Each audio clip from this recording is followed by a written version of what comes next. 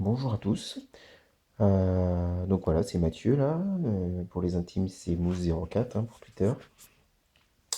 Donc voilà, on est dimanche. Et comme promis, j'ai ouvert une petite vidéo du Z10. Donc déjà, première chose, je tiens à remercier Alan, hein, arobase Trosavel, pour avoir permis en fait de récupérer ce Z10 en plus en blanc. Donc il est vraiment super beau. Donc, merci à lui, parce qu'on a eu pas mal de péripéties entre les fournisseurs qui avaient plus le téléphone. Ensuite, les sociétés d'envoi qui avaient leur site complètement down. Et finalement, PayPal qui nous prend des commissions sans le savoir sur la conversion de devises. Donc on a eu pas mal de soucis, mais finalement on a réussi. Donc merci à Alan de m'avoir permis d'avoir ce magnifique téléphone. La deuxième chose que je voulais vous dire, c'est qu'évidemment, je suis pas un pro de la vidéo, ni des tests, ni blablabla. Donc je vais sûrement dire n'importe quoi. L'image, elle va sûrement pas arrêter de bouger. D'ailleurs, en parlant de l'image, je suis en train de filmer avec mon Lumia 820.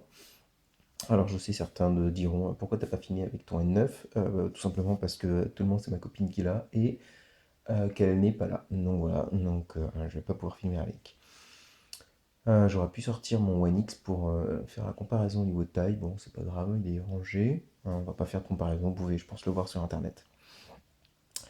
Je voulais dire une dernière chose pour prévenir. Ah oui, comme j'ai eu le téléphone que jeudi, qu'on est dimanche, donc qu'il y avait mes parents, j'ai pas pu trop jouer avec, hein. J'ai fait les choses basiques, le Twitter, Facebook, mail, etc. Mais j'ai pas pu trop jouer avec. Donc peut-être qu'il y a des choses que j'ai pas vues, je vais peut-être dire des conneries, etc. Donc je suis désolé à l'avance si je dis des conneries. Donc le téléphone, on va en reparler après. Déjà la boîte. Bon voilà, c'est une boîte rien de plus classique. Si je prends ce qu'il y a dedans, donc hormis les protections d'écran. Voilà. Ah oui, je vais faire un petit coucou déjà en passant à donc Alan, évidemment, Jiraya, Juju et Irus hein, sur Twitter, puisque c'est eux qui m'ont demandé principalement la vidéo.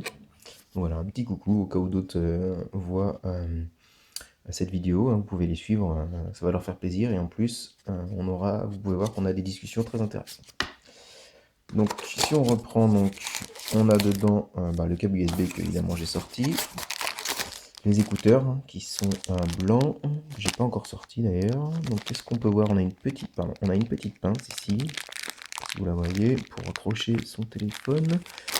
Et on doit avoir un bouton marche arrêt de ce que je vois. Donc play, pause et décrochage en kit main libre. Donc, je l'ai pas sorti encore, hein, donc je le ferai sûrement plus tard.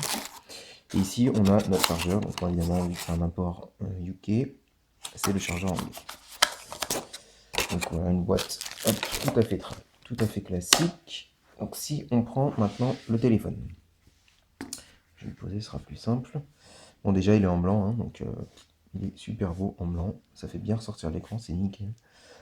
Première chose, donc Alan me l'avait fait remarquer déjà par mail, mais il a raison, c'est que effectivement donc gros avantage c'est que vous voyez la coque arrière peut s'enlever. Ce qui est un gros avantage puisqu'on on a une batterie amovible et on a la possibilité d'insérer une carte SD, donc ça c'est très bien. Le seul gros point noir, c'est que la coque est en plastique, donc, et elle est très fine, donc quand vous la prenez, quand vous l'enlevez, vous avez un peu peur de la casser.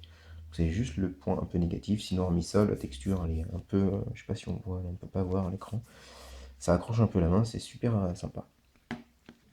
Bon, je vais pas revenir sur toute la connectique, les boutons, hein, je pense que vous pouvez voir hein, sur internet, il y a plein de vidéos là-dessus. Je vais juste, cette vidéo c'est pour bon, vous repasser le principal de ce téléphone et aussi pour vous donner mon avis sur ce téléphone. Donc, comme vous avez pu le voir, il suffit forcément voilà, de swiper vers le haut pour déloquer le téléphone. D'accord. Donc, déjà, il y a un premier truc que moi je trouve super bien, c'est ça. Donc, c'est très bête, mais c'est, je dirais, un peu le mode nuit. Donc, c'est juste pour. En fait, les notifications sont désactivées à ce moment-là. Vous avez un rappel hop, de l'alarme ici. D'accord. Donc, en fait, c'est un peu le mode nuit, moi, ce que je considère comme étant le mode nuit. Donc, c'est vachement bien. Le seul, je dirais, petit défaut de ce mode nuit, c'est que vous allez voir, normalement, il va s'éteindre. Je sais pas si on va le voir. Voilà, il est en train de s'éteindre. Donc ça, je trouve ça dommage, parce que en fait, ils ont bien pensé ici, en fait, à mettre les aiguilles en rouge, donc ça permet de ne pas avoir une lumière trop importante dans la nuit, notamment pour ceux qui ont une 9 le N9, pardon, vous savez de quoi je parle, puisque souvent, moi, je suis obligé d'éteindre en fait l'écran de veille pour pas que ça m'éclaire trop la nuit. Donc là, ils ont bien pensé à mettre une lumière rouge, donc les aiguilles en rouge, etc., le cadran en rouge, mais il s'éteint. Donc c'est un peu dommage parce que du coup, ça saura faire un parfait réveil si s'éteignait pas.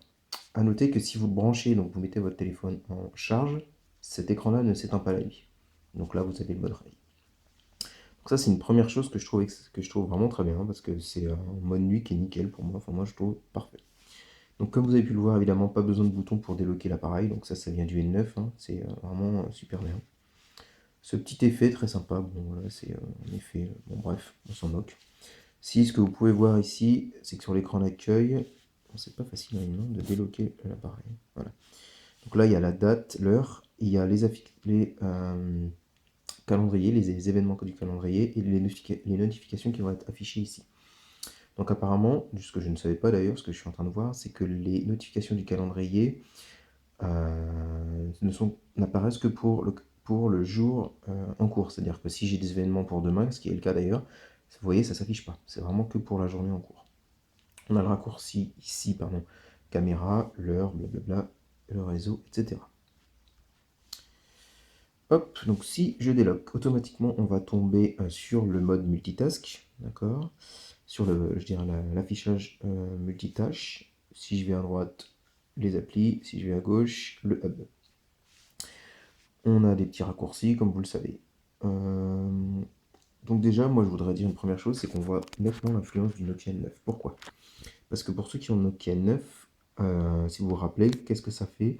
Quand on déloque, hormis le fait qu'on peut déloquer le téléphone sans toucher un seul bouton physique, quand vous déloquez le Nokia N9, automatiquement on tombe sur le panneau des applications. Donc là, dans notre cas, c'est pas le panneau des applications, c'est le multitâche. Mais là où je veux en venir, c'est que dans le Nokia N9, on a trois panneaux. On a le panneau des applications, le panneau multitâche et le panneau, en haut, je dirais feed, notification, feed, etc. Et ici, on retrouve la même chose. On a le panneau principal qui, lui, au lieu d'être les applications, c'est le multitâche. On a un panneau avec toutes les applications, sauf que, contrairement au Nokia N9, au lieu d'avoir un panneau qui est vertical, on va l'avoir horizontal. Donc, toutes les applications vont apparaître horizontalement. Et le panneau de gauche qui un peu reprend en fait le panneau feed notification du Nokia N9 qui est lui le hub. Donc le hub de BlackBerry, donc qui regroupe en fait tout ce que je dirais euh, toutes les communications que vous pouvez avoir dans la vie. Donc c'est-à-dire vos mails, vos messages textes, Twitter, Facebook, LinkedIn, vos appels, etc. etc. Voilà. Donc vraiment, je trouve qu'il y a une énorme similarité. En gros, je trouve que le téléphone, il est vraiment fait tout autour en fait des trois panneaux, comme le Nokia N9. Hormis que ils ont réorganisé un peu les panneaux, que le hub est je dirais, un peu différent du feed du Nokia N9 et qui est peut-être un peu plus complet niveau notification. Mais hormis ça, c'est vraiment c'est très très similaire. Pardon, je tremble un peu là. Voilà, qu'est-ce que je voulais dire? Oui, pour les fans de swipe, vous êtes un petit peu déçus parce qu'en fait, le swipe, donc ce que j'appelle swipe, c'est vraiment une action, typiquement swipe vers le haut. Vous allez voir, si je prends mes contacts, hop, ça nous ramène tout de suite au multitâche. Ça, pour moi, c'est un vrai swipe. Vous avez du swipe, je dirais du swipe à la Microsoft. Alors, tiens, on va prendre l'application Crackberry. Ou, hop, voilà, un petit panneau qui apparaît. C'est pas du. Enfin, je sais pas, je dirais que c'est pas du vrai swipe, même si ça l'est, hein, mais voilà, vous pouvez hop, swiper un peu. Donc, les applis vraiment faites pour BB10, vous avez un peu plus de swipe que sur des applications non BB10, donc typiquement des applications qui ont été portées depuis Android. Mais vous voyez que vous retrouvez après des petits menus, des petits points comme sur toutes les applications. Hop. Si je prends par exemple l'application L'équipe, qui elle je pense, alors je ne suis pas sûr, mais a été portée depuis Android, vous allez voir qu'il y a absolument zéro swipe. Donc pour les fans de N9, c'est un peu décevant à ce niveau-là, au niveau swipe. Parce qu'au final, il n'y a qu'un seul swipe qui est vraiment universel, qui est vraiment géré par le système, c'est le swipe vers le haut qui nous permet de revenir, vous voyez, hop, sur le multitâche. C'est vraiment celui qui est géré par le système, contrairement à, super la pub, contrairement au Nokia N9 où le swipe de gauche, de droite, pour fermer vers le bas, pour le haut, pour revenir à l'écran par défaut, etc., qui est vraiment nativement inclus dans le système. Ici, vous voyez par exemple sur mon appli équipe, je swipe, bah là je vais swiper vers... Ah si, vous voyez, j'ai même pas vu celui-ci. Il y a un petit swipe sur la gauche, quand même, sur l'équipe, pas mal. Mais il n'y a rien sur côté bas, côté droit par contre, pardon. Et toujours le même swipe depuis le bas qui lui est géré directement par le système. Pas du tout par les applications. Donc au niveau du swipe, c'est un petit peu décevant pour les fans du N9. D'autant plus que moi je trouve que donc le swipe au niveau N9, comme je dis, il était vraiment inclus dans le système. C'est-à-dire que vous avez beaucoup d'actions qui pouvaient être faites par le swipe. Donc soit aller directement vers le feed, vers le multitâche, revenir vers l'écran par défaut, ou fermer l'application, tout ça pouvait être fait par le swipe. Là on voit bien que BlackBerry, ils ont insisté avec le swipe que sur 2 points. Je dirais sur le hub et sur le multitâche. C'est-à-dire que dans n'importe quelle application, et vous le savez, par exemple si je prends la météo, si je swipe, ah non, peut-être que la météo elle le fait pas d'ailleurs, non elle le fait pas, mais si je swipe vers le haut, et après vers la gauche, automatiquement on va vers le up. Donc on voit que ça, le swipe, est vraiment, je dirais, prévu pour tout ce qui est multitâche et le hub. C'est-à-dire que par du swipe, on peut aller directement au multitâche ou on peut récupérer le hub. Hormis ça, il n'y a aucune action possible. Vous voyez là, c'est une appli directe, c'est une appli BB10 par exemple, donc vraiment développée pour BB10. Donc, si je swipe vers le bas, on a quelques paramètres, mais rien de bien transcendant. Vers la gauche, rien, vers la droite, rien. Donc on voit que la seule chose, c'est vraiment le swipe vers le haut, qui nous permet soit du multitâche, soit directement d'accéder au hub. Donc vis-à-vis du swipe, c'est un peu décevant pour les fans vraiment de swipe du N9. À mon avis, le Jolaphone sera bien plus intéressant à ce niveau-là. Après, la deuxième chose que je voulais dire, moi, c'est vraiment la notion de fluidité. Je trouve qu'ils ont vraiment fait un effort d'optimisation sûrement. En plus, déjà que je pense que niveau hard, c'est vraiment pas mal avec notre 2 Go de RAM, mais vraiment, on a une belle impression de fluidité, ça rame jamais. J'ai vraiment eu zéro plantage, vraiment jamais ça a ramé quand j'ai pu naviguer d'une application à l'autre, passer en multitâche, le hub, etc. Jamais ça n'a ramé. C'est vraiment parfait au niveau fluidité. Voilà, donc si vous swipez vers le bas depuis le menu, depuis un des 3 panneaux, vous obtenez quelques paramètres, donc voilà, paramètres, verrouillage auto, Wi-Fi, notification, alarme et Bluetooth. Aussi, vous voyez ici mon opérateur, la date, voilà, quelques informations. Si vous allez vers la gauche, vous avez donc le hub. Donc qu'est-ce que c'est que le hub? En gros, ça regroupe tout ce qui est lié, je vais dire au niveau conversation, email, etc. Donc vous avez BBM, dont je ne me sers absolument pas, les messages textes, donc en gros les SMS, toutes vos boîtes mail que vous avez pu configurer, Facebook, Twitter, LinkedIn, Appel et votre messager vocal. Donc je dois vous avouer pardon, qu'au début, j'ai été vraiment un peu déçu. Enfin, pas déçu, mais un peu surpris. J'avais du mal à... En fait, moi qui viens d'Android et de Windows Phone, quand j'ai été voir dans les applis ici, je me suis dit, tiens, je vais ouvrir les emails.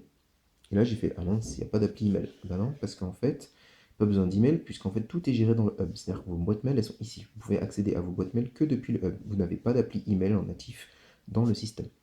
Vous avez par contre une appli message texte, mais en fait, vous vous rendez compte, hop, qu'elle vous renvoie directement au hub. Donc, en fait, l'application message texte qui est ici, elle ne sert pas à grand chose. Il suffit d'aller directement dans le hub. Vous aurez exactement la même chose. Donc, tout ce qui est email et message texte, c'est inclus directement dans le hub. Évidemment, la bonne idée, c'est d'avoir inclus Facebook et Twitter. Donc au départ, j'avais une petite peur, parce que vous voyez, si vous allez dans le hub ici, si je vais dans Twitter, là, j'ai mes notifications. Je me suis dit, ok, c'est super bien, j'ai des notifications, mais pour répondre, moi je fais comment? Je suis obligé de rouvrir l'application Twitter, ça va me poser un gros problème, parce qu'en gros, je vais ouvrir la notification, ok, je la vois, super, mais pour répondre, en gros, il faut que je retourne dans les applis, donc ça va pas être très pratique. Et non, parce qu'en fait, ils ont fait ça vachement bien. Si vous... Donc déjà, ça charge les conversations, vous avez vu, bon, ça prend un peu de temps, mais ça c'est mon réseau Wi-Fi qui est pas terrible. Merci Bouygues, hein, en l'occurrence.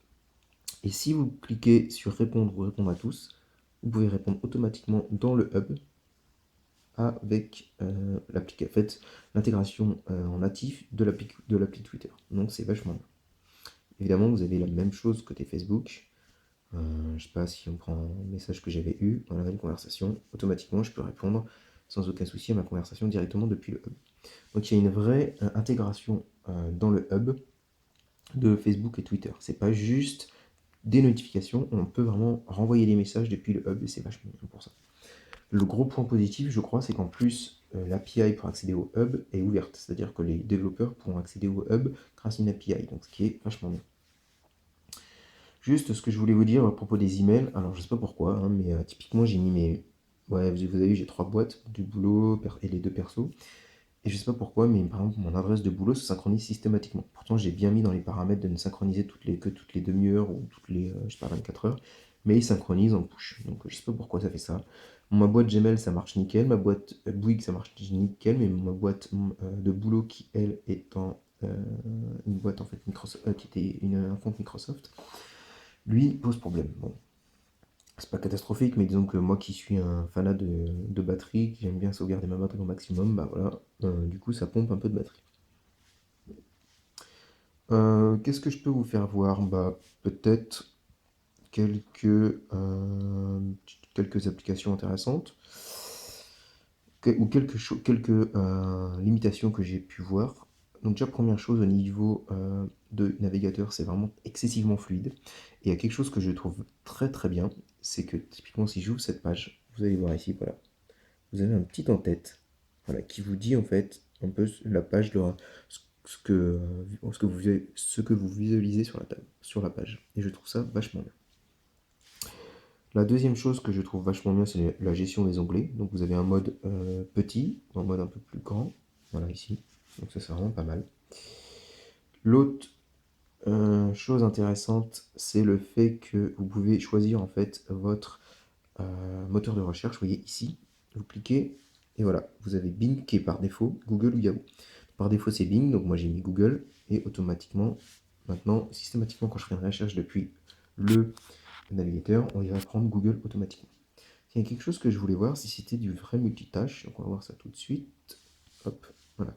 Est-ce que ça va bien charger la page en arrière-plan ou pas? Moi, il me semble que j'ai vérifié et que ça ne marche pas. C'est-à-dire que c'est pas du vrai multitâche comme peut l'être Nokia N9 ou dans le Nokia N9. Typiquement, là, ce que j'ai fait, vous lancez une recherche Google, vous le mettez en multitâche, la recherche va continuer, il va charger la page, ça va être un vrai multitâche, et c'est ce que sera normalement Sailfish avec Jola. Vous voyez, là, j'ai cliqué sur le lien speed test, je crois que c'est ça, voilà. Il n'a absolument pas chargé le lien. Par contre, non, vous voyez, il est toujours en train... Ah, cela dit, il a l'air un peu bloqué.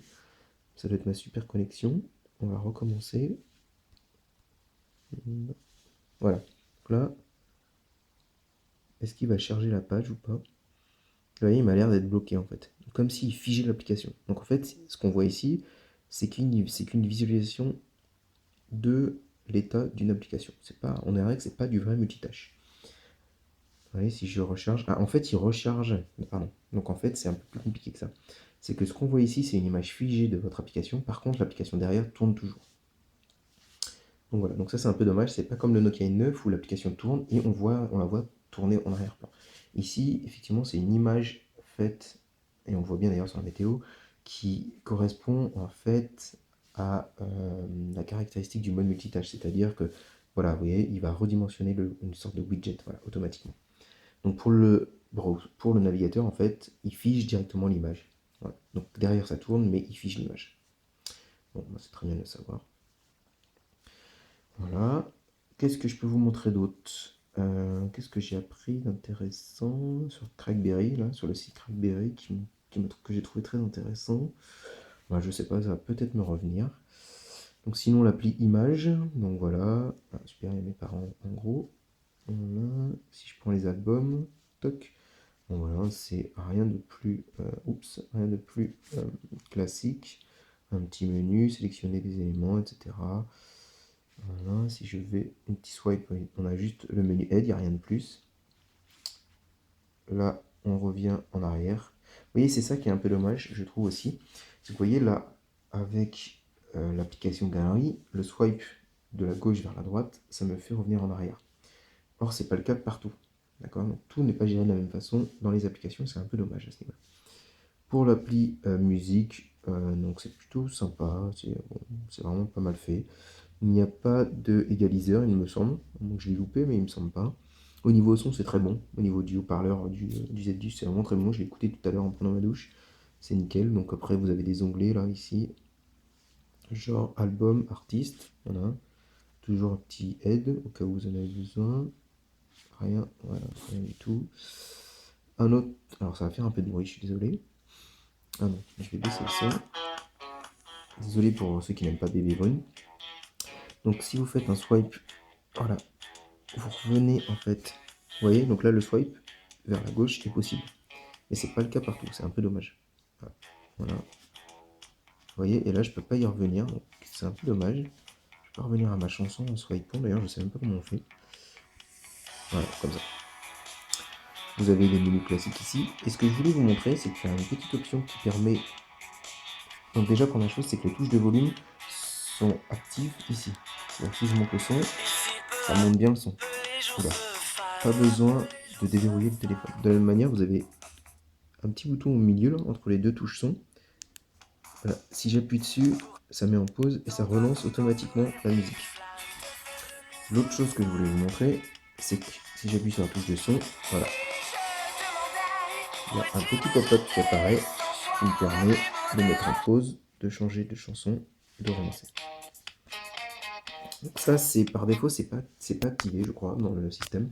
Il faut l'activer dans les menus du téléphone, mais donc c'est tout à fait faisable. Donc voilà, c'est une appli musique, je dirais plutôt classique. Qu'est-ce que je peux vous montrer? Bon, bah, au niveau des applis, donc il y a quelques applis intéressantes. Vous voyez, actuellement, j'ai l'équipe, Allociné, Crackberry, qui est vraiment un très bon site pour tout ce qui est lié à BlackBerry, hein. Le Parisien, j'ai une appli pour la lampe torche, on va dire. YouTube qui est par défaut, mais en fait c'est juste un raccourci, vous allez voir, sur le site mobile. Donc, aucun intérêt. Aucun intérêt. Hop. Voilà, l'application de radio, LinkedIn, Filmy qui est là, donc ça c'est pas mal. L'application carte, alors je vais pas pouvoir vous en parler, la navigation, parce que je ne l'ai pas encore utilisée, donc je peux rien vous dire. On a l'appli calculatrice que j'ai absolument pas ouvert, mais apparemment qui fait calculatrice scientifique, donc c'est vachement bien. Voilà, il y a même un convertisseur, oh, pas mal, j'avais pas vu ça, dis donc. Voilà, alors ça c'est vachement bien. Justement, je voulais m'en servir, enfin je voulais avoir un convertisseur, pardon, et je ne l'avais pas vu, donc c'est vraiment pas mal. Les pourboires, voilà, bon, c'est vraiment pas mal fait. Je trouve qu'ils ont. L'interface des applis est vraiment pas mal, côté BlackBerry, ils ont bien bossé. Hop. Ensuite, après la calculatrice, bon moi j'ai un truc useless là où on a boussole, print to go, smart tag, contrôle vocal, jeu, doc to go, remember, story maker, Adobe Reader, aide, téléphone on s'en fout puisqu'en fait si vous vous rappelez il y a un petit raccourci ici téléphone, appareil photo, pareil on a un raccourci c'est pour ça que je l'ai mis là, config qui est un accès direct à certaines parties du téléphone, à certaines configs du téléphone mais en fait on peut automatiquement avoir depuis en fait les paramètres. Donc, pour moi, ça n'a aucun intérêt ça. Je crois que c'est aussi c'est ce qui est lancé au tout démarrage de l'appareil pour configurer rapidement en fait son téléphone. Donc voilà, je pense que c'est vraiment pour ça. Après on a l'appli Box là, que j'ai pas comme paramétré d'ailleurs encore, et la connexion à son Dropbox. Donc ça c'est plutôt pas mal. Et l'appli BBM dont je pourrais pas vous parler puisque je n'aime absolument pas de BB. On a un gestionnaire de fichiers inclus qui est vraiment pas mal. Donc soit en mode liste ici ou en mode grille comme vous voulez, donc c'est pas mal. On a, voilà, j'avais pas vu ça, on a accès à sa Dropbox. Vous voyez, je découvre des choses en même temps que vous. Comme j'ai pas pu trop le tester le téléphone, hein, voilà, donc on a accès à son Dropbox, donc c'est vachement sympa du coup parce que c'est inclus directement dans. Alors ça c'est vraiment sympa. Ce que je ne sais pas, c'est est-ce qu'on peut uploader des fichiers ou pas d'ici. Ajouter un dossier, épingler, Dropbox, paramètres. Ah non, donc ça il ouvre en fait. Ok, donc ça n'a rien à voir. Là, ce que j'ai fait, ah, vous voyez le petit widget sympa, terminal Dropbox, il vous dit quantité de libres sur votre. Ça, c'est vraiment pas mal. Et en fait, ce que j'ai fait là, c'est qu'il lance Connect to Dropbox. Donc en fait, c'est juste, je dirais, la paramétrisation de votre compte Dropbox. Donc c'est rien de plus. Hop, donc ça, c'est vraiment pas mal. Par contre, je sais pas si on peut uploader un fichier depuis Dropbox. En plus, j'ai pas de fichier. Peut-être si on va dans Images. Si je prends n'importe quelle image, est-ce que je peux l'uploader depuis sur ma Dropbox?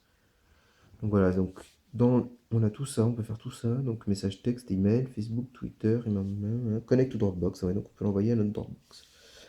Donc c'est pas mal du tout. Ok. Donc c'est vraiment bien, le gestionnaire de fichiers il est vraiment sympa. Et je voulais montrer quelque chose notamment pour Juju, puisque c'est lui qui connaît le mieux Android parmi toutes les personnes qui sont censées me suivre. Si je vais dans MISC, voilà, Android. Et si Juju, si tu te souviens bien, regarde bien les fichiers, c'est vraiment l'arborescence de Android. Donc c'est là qu'on voit que le système BDIS, en fait, il est complètement, je dirais, entre guillemets, il supporte complètement Android en natif, je veux dire. Donc vous voyez, il y a une partie MISC dans laquelle il y a un sous-dossier Android et avec l'arborescence complète d'Android. Voilà. Voilà. Donc c'est très bien ce petit. Là, vous avez vu, j'ai découvert des choses. C'est très bien ce petit gestionnaire de fichiers. Voilà, c'est tout ce qu'on a comme appli, je dirais, natif installé directement sur le téléphone, mais je trouve que c'est déjà pas mal. Au niveau du BlackBerry World, donc là, il n'y a pas grand-chose actuellement, hein. Il n'y a vraiment pas grand-chose. Bon, il y a quelques trucs sympas, mais il n'y a pas encore beaucoup de choses. Donc, vous voyez, je viens de voir une appli qui me rappelle Android. Battery chargeur for BlackBerry. Ça me rappelle bien l'icône qu'on peut trouver sur Android. Donc, apparemment, c'est une appli spéciale. Bon, voilà. Pour voir un peu sa batterie. Donc, ouais, au niveau des applis, il n'y a pas grand-chose. Donc, si vous faites un petit swipe ici, vous avez jeux, applications, musique, etc. Si vous allez dans appli, ensuite il y a catégories, vous avez toutes les catégories classiques. Les applis, je dirais un peu au summum en ce moment, c'est ça. Voilà, donc avec des petits swipes, ça vous permet de, hop, vous voyez, de passer un peu toutes les applis les plus, enfin, je sais pas, mises en avant par le BlackBerry World. Il y a quelque chose, alors je sais pas si ça va être comme ça pour toutes les applications, mais j'ai trouvé les applications BlackBerry vraiment très chères. Typiquement, sur Trackberry, il parlait d'une application de météo qui s'appelle BeWeather. Je crois que c'est ça. Donc je me suis dit, bah, je vais aller voir le prix de cette application, parce que pourquoi pas voir un peu ce que ça donne. Et regardez bien le prix. Voilà, 6 euros pour une application de météo. Donc effectivement, elle est peut-être très bien, hein. Ils disent qu'elle est très bien, qu'elle est parfaite pour BlackBerry 10, etc. etc. J'espère bien, parce qu'à ce prix-là. Bon, bref, je trouve que les applications BlackBerry sont très très chères pour l'instant. Donc je sais pas si elle va continuer ou pas, mais pour l'instant, c'est très cher. Donc sinon, donc, en swipant ici, vous pouvez voir les images, donc c'est plutôt pas mal. Après, c'est toute la description, les mises à jour, la taille du fichier aussi, donc ça c'est pas mal. D'ailleurs, on voit 28 mégas, c'est un peu énorme. Et après, bien sûr, les évaluations classiques.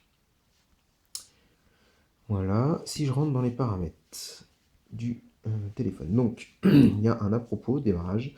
Moi, je m'en sers en fait, ça me permet de voir mon niveau de batterie. Voilà, parce qu'ici, vous voyez, j'ai mon niveau de batterie 80%. Sinon, on a après les trucs classiques, connexion, donc Wi-Fi, Bouygues, des Bluetooth, etc. Nous avons les notifications, donc le volume des notifications, donc ça veut dire que le volume de l'appareil des notifications est géré différemment. Donc ensuite, on règle ce qu'on veut mettre pour les notifications. Si vous allez dans... Ah, d'ailleurs, j'ai dû oublier quelque chose, voilà, pardon. Et là, vous avez en fait les différents, je dirais, notifications possibles. Donc pour le téléphone, vous cliquez, vous pouvez me dire si vous voulez du son, vibreur, LED, etc. Et quelle tonalité vous voulez. D'ailleurs, pour Nico, s'il me voit, d'ailleurs, je ne sais pas si je l'ai cité tout à l'heure, Nico, mais Nico, si tu nous regardes, coucou aussi. Voilà, la musique de jeu. BBM vidéo, message, donc toutes ces catégories sont gérables individuellement. Donc vous pouvez pour les messages activer si vous voulez du son, des vibreurs LED. De la même façon pour le texte. D'ailleurs, je sais pas ce que c'est message et texte, la différence. Ah, ça doit être les mails, les messages. Les rappels, etc., etc. Donc vous pouvez changer tout ce que vous voulez. Et évidemment, les tonalités. Voilà. Après, on a le volume système, donc c'est-à-dire le volume principal. Donc vous voyez, c'est pas le même que du coup les notifications. Donc vous pouvez avoir un volume du terminal qui est bas et le volume des notifications qui est toujours très fort. Donc ça, c'est plutôt pas mal. Le petit raccourci des musiques, vous vous rappelez que je vous ai dit, si vous appuyez sur la touche de son, il apparaît. C'est activable ici. Donc c'est pas de caché, donc c'est très bien. Les différents comptes, donc vous les listez. Vous ajoutez un compte ici. Donc par défaut, c'est ici, donc il n'y a pas grand chose. Il faut cliquer sur le petit menu avancé et là, vous avez beaucoup plus de possibilités. Ah, gestion de CalDAV et CardDAV. Donc d'ailleurs, moi j'ai configuré ces deux-là, ça marche plutôt pas mal. Même si CardDAV, il y a un qu'il y a quelques problèmes apparemment avec BlackBerry 10, donc ils sont au courant. Moi, j'ai pas eu de problème, mais bon, je dirais pas qu'il n'y a pas de problème. Apparemment, il y en a, mais moi, j'ai jamais eu de problème pour le moment. Affichage, voilà. Ah oui, ce que j'ai apprécié aujourd'hui. Donc déjà, papier peint, taille de police, blablabla, délai avant verrouillage, autoriser le mouvement, HDMI, bon bref. Ce que je voulais vous dire, c'est que la luminosité, donc vous la réglez ici, et ce que vous pouvez voir, c'est qu'il n'y a pas de luminosité automatique. Pourquoi? Parce que ce que j'ai appris aujourd'hui, c'est qu'en fait, il y a un algorithme de gestion de la luminosité. Donc en fait, la luminosité est gérée automatiquement, systématiquement, dans le système. C'est un algorithme qui est nouveau, qui est propre à BlackBerry. Et en fait, vous réglez simplement le niveau d'intensité, donc par défaut, et lui, après, il va s'adapter en fonction de ça. Donc voilà, donc c'est juste pour dire qu'il n'y a pas de petits boutons comme il y a PR sur Android, même je crois sur Windows Phone, où on dit luminosité automatique ou pas. Si vous faites sur avancé, c'est le menu mode détaillant, donc je suppose que c'est les menus pour les commerces, etc. Langue, mode de clavier, contrôle vocal, je vais pas tout vous faire parce que voilà. Partage de contenu multimédia, donc DLNA, supporté, hein, donc vous pouvez activer ce que vous voulez. Honnêtement, je sais pas trop quoi ça correspond DLNA, hein, je m'en sers pas, donc c'est pour ça que vous avez pu voir que c'est absolument pas activé chez moi. Après la mode de connexion, donc en USB, est-ce que vous voulez faire automatiquement? Donc honnêtement, j'ai pas testé ce que ça faisait les autres, donc je sais pas trop. Il y a une chose à propos du mode quand vous connectez votre téléphone en USB que j'ai eu un peu peur moi. C'est que quand j'ai connecté mon téléphone à l'USB, en fait, il ne me reconnaissait pas en tant que lecteur USB. Donc je me suis dit, qu'est-ce que c'est que ce bordel? Et il vous lance par défaut le setup d'une application qui est BlackBerry Link, je crois. Et en fait, donc j'ai installé BlackBerry Link, j'ai commencé à avoir peur, je me suis dit, oh là là, il y a Zoom qui revient, mais version BlackBerry. Et en fait, ce qui se passe, c'est qu'en installant, je pense, BlackBerry Link, il installe aussi les drivers. Et à partir du moment où il a installé les drivers, après, effectivement, le BlackBerry apparaît comme un lecteur de disque. Donc après, soit vous utilisez le BlackBerry Link pour synchroniser vos dossiers comme Zoom, comme iTunes, soit vous utilisez le téléphone en clé USB. Mais par défaut, il faut qu'il installe des drivers venant de BlackBerry, et ça, c'est un peu embêtant. Mais bon, une fois que c'est fait, voilà. Typiquement, ce que j'ai pas essayé, c'est de supprimer mon BlackBerry Link, puisque je m'en sers pas, parce que j'utilise en mode USB mon téléphone. Est-ce qu'il ne va pas me supprimer les drivers? Est-ce que c'est bien deux installs différentes? Ça, je ne sais pas. Donc là, il y a l'accès via Wi-Fi des fichiers, donc c'est plutôt pas mal. Et là, évidemment, les détails du stockage avec, si vous cliquez sur détails, il vous dit tout ce qu'il y a. Sachant que les autres données 4 Go 5, je sais absolument pas ce que c'est le système, etc. Musique, je sais, photo évidemment, vidéo, tout, je sais. Alors par contre, autres données, je n'ai aucune idée de ce que c'est les 4 Go 5. Donc à mon avis, c'est le système. Hormis ça, je sais pas. Peut-être c'est les applications aussi, effectivement, et tout ça. Service de localisation, ici, d'ailleurs, les autorisations, je crois que c'est voilà, c'est un peu ce qu'on a sur Android, c'est les applications qui ont accès à la localisation. D'ailleurs, je savais même pas que j'avais autorisé tout ça. Bon, bref, on s'en fout. Moi, je m'en fous. Voilà, donc j'ai bientôt plus de mémoire, donc je vais m'arrêter sur mon téléphone. Ah oui, option de paiement, c'est pas mal. Donc voilà, vous pouvez configurer soit PayPal, en fait, soit une carte bleue, et automatiquement, il va vous utiliser ce mode de paiement. Donc c'est vraiment pas mal ça. Donc voilà, quoi dire de plus? Bah rien, c'est vraiment très fluide, c'est vraiment pas mal du tout. Je pense que je vais le garder, je vais revendre mon Lumia 801 pour vous dire à quel point j'ai été conquis. Donc voilà, bah, je vous dis encore merci à Alan hein, pour ce téléphone, pour avoir géré toute la logistique et m'avoir fait confiance pour avoir acheté ce téléphone et après que je le rembourse. Et un petit coucou, donc je le redis, à Jiraya, Juju, Irus et Nico s'il nous rejoint, s'il regarde avec Jola. Voilà, si vous avez d'autres questions, je répondrai hein, sur Twitter sans aucun souci. Bon, bah, je vous dis à bientôt. J'aurais bien voulu continuer, mais malheureusement, j'ai bientôt plus de place sur mon Lumia 820. Donc, je vous laisse. À bientôt.